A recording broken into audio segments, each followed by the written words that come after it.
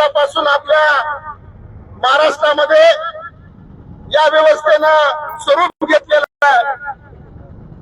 आता सरांनी सांगितलं की आगवणे प्रकरण असेल, डॉक्टर संतोष देशमुख असतील, महादेव मुंडे असतील, आणि आता आमची बीडची लेक, एका शेतकरी कुटुंबामध्ये जन्मलेली लेक, जिनं आपला स्वतःचा स्वाभिमान जागा करून अभ्यास करून पलटण सारख्या शहरामध्ये इमानाने इतराने आपला व्यवसाय करण्याचं ठरवलं, परंतु या व्यवस्थेनं मानसिक आणि शारीरिक छळ देऊन आमच्या बीड जिल्ह्याच्या लेकीचा घात केलेला आहे, असा आरोप आम्ही आज या ठिकाणी मार्क्सवादी कम्युनिस्ट पक्षाच्या वतीनं करतोय।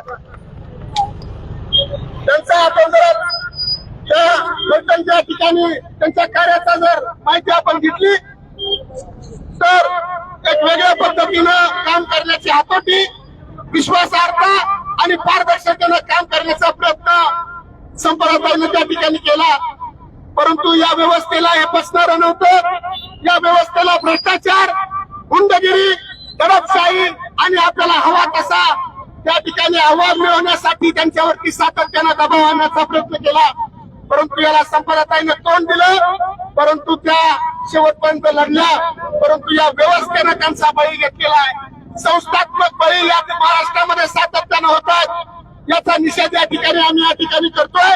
आणि म्हणून या ठिकाणी भारतीय जनता पार्टी ज्या पद्धतीचं राजकारण आपल्या परिसरामध्ये करते, आपल्या राज्यामध्ये करते, हे सर्व सज्जनतेने लक्षात घेतलं पाहिजे। शेतकऱ्याचा प्रश्न सोडून, मातीचे प्रश्न सोडून वेगळ्या दिशेला भरकटवण्याचं काम ही व्यवस्था करते, म्हणून मी या ठिकाणी जास्त बोलणार नाही। आपण